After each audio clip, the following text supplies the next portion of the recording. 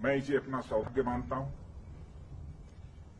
कि आप लोगों का दर्शन करने का मुझे अवसर प्राप्त हुआ है। मैं यह मानता हूं अपने सेना के जवानों के संबंध में कि वह केवल एक सेना के बहादुर जवान ही नहीं है, बल्कि वह सचमुच भारत की आन बान और शान है।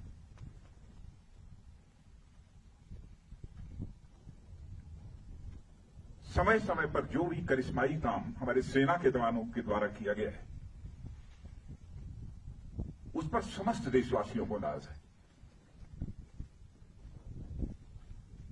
आज यदि आपसे मिलकर मुझे बेहद खुशी हो रही है, तो मन में एक पीड़ा भी है, गम भी है। हाल में ही भारत और चीन के जवानों के बीच PP-14 पर जो कुछ भी हुआ,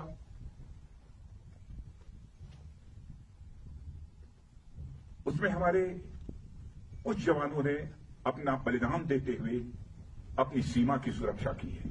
उनके खोने का गम है, आपसे मिलने की खुशी है। मैं उनकी स्मृति को स्मरण करना चाहता हूं, उनकी स्मृति को नमन करता हूं, उन्हें मैं हृदय से श्रद्धांजलि अर्पित करता हूं। और मैं ये कहना चाहता हूं कि हिंदुस्तान उनकी शहादत को कभी भूलेगा नहीं। हमारे प्रधानमंत्री जी ने भी आकर दो टूक शब्दों ने कहा है कि उनकी वह शहादत, उनका वह बलिदान किसी भी सूरत में व्यर्थ नहीं जाएगा।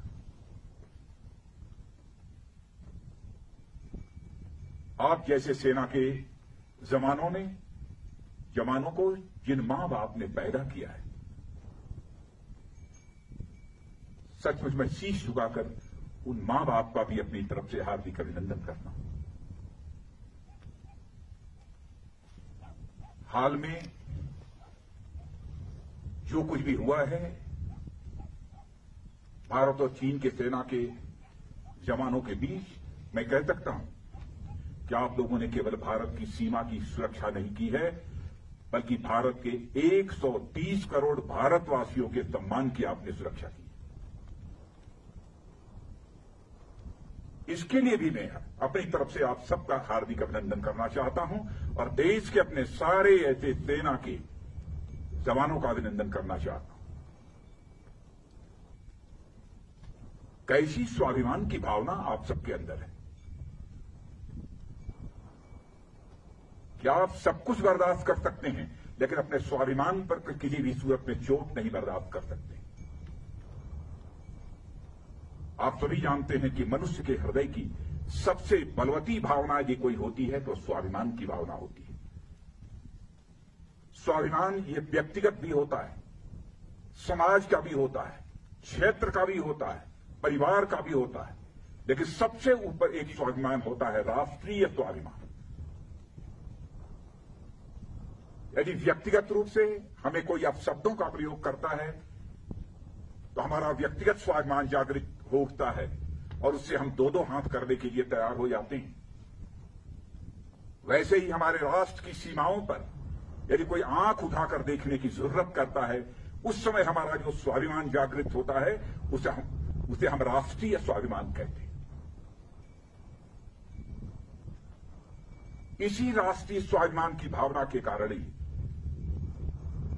आप अपनी जिंदगी की चिंता नहीं करते हैं, अपना सर्वस्व न्यौछावर कर देने के लिए तैयार हो जाते हैं। भारत को आजादी भी मिली है तो इसी राष्ट्रीय स्वाभिमान के भावना के कारण ही मिली है। चाहे वह चंद्रशेखर आजाद रहे हों, सरदार भगत सिंह रहे हों, खुदीराम बोस, अशफाकुल्ला खान जैसे लोग रहे। इसी राष्ट्रीय स्वाभिमान की भावना के कारण ही हंसते हंसते फांसी के फंदे को चूम लिया था, तब जाकर यह हमारा भारत आजाद हुआ।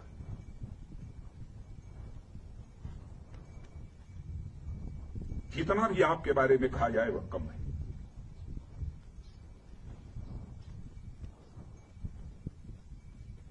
इस समय सीमा के विवाद को सुलझाने के लिए बातचीत का दौर चल रहा है। जो कुछ अब तक की प्रगति हुई है बातचीत की, मामला हल होना चाहिए।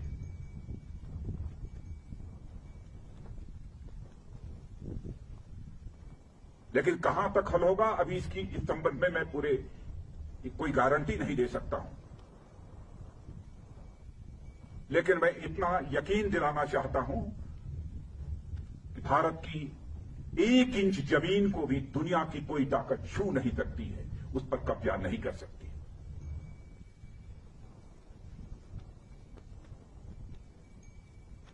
लेकिन बातचीत के द्वारा यदि समाधान निकलता है तो इससे अच्छी बात और कोई दूसरी नहीं हो सकती है। वह सिलसिला चल रहा है, मिलिट्री लेवल पर भी बातचीत चल रही है, डिप्लोमेटिक बातचीत भी चल रही है। भारत का जहां तक सवाल है, भारत दुनिया का इकलौता देश है जिसने सारे विश्व को शांति का संदेश दिया है। भारत दुनिया का इकलौता देश है जिसने कि दुनिया के किसी देश पर न तो कभी आक्रमण किया है और न दुनिया के किसी देश की 1 इंच जमीन पर कभी कब्जा किया है।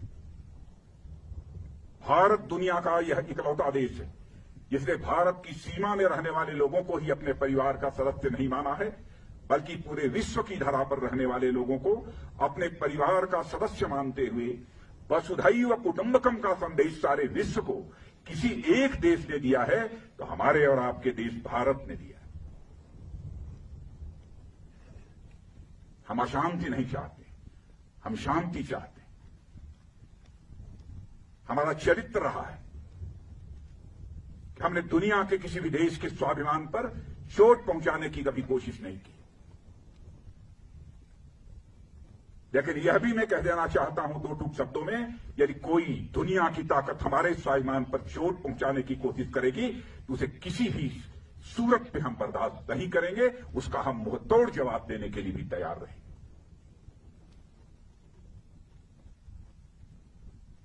आप सबके ऊपर नाज है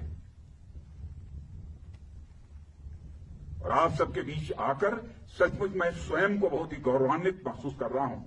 इसीलिए यह सब सारी बातें मैं बोल रहा हूं। आपके ऊपर भरोसा है।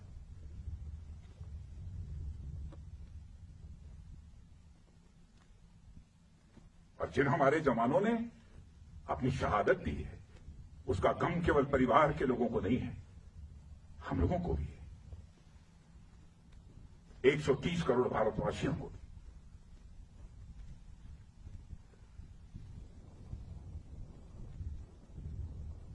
मैं आप सबको बहुत हमारी इच्छा थी कि आप तभी से हमारी भेंट हो।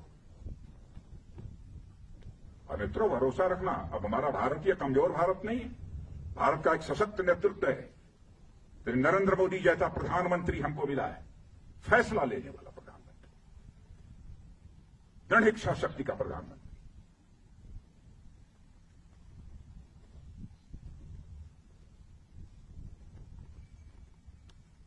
हमारे स्वाभिमान पर कोई चोट नहीं पहुंचा सकता। राष्ट्रीय स्वाभिमान ये हमारी पूंजी है।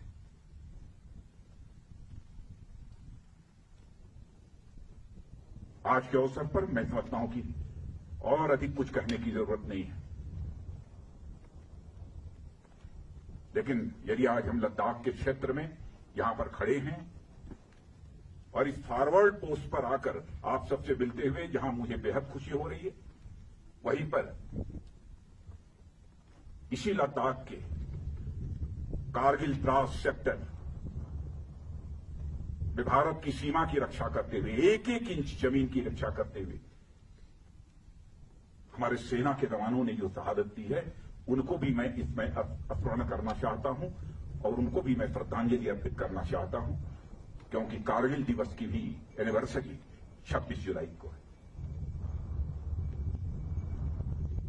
और यहां आया हूं तो मैंने सोचा कि दिल्ली से तो उनको स्मरण करेंगे, लेकिन इस लद्दाख की धरती पर आकर उनको स्मरण करना चाहता हूं। और उनकी शहादत सदैव हम सबके लिए एक सोर्स ऑफ इंस्पिरेशन, एक प्रेरणा के स्रोत के रूप में काम करती रहेगी। इन्हीं शब्दों के साथ पुनः आप सबको हार्दिक शुभकामनाएं देता हूं।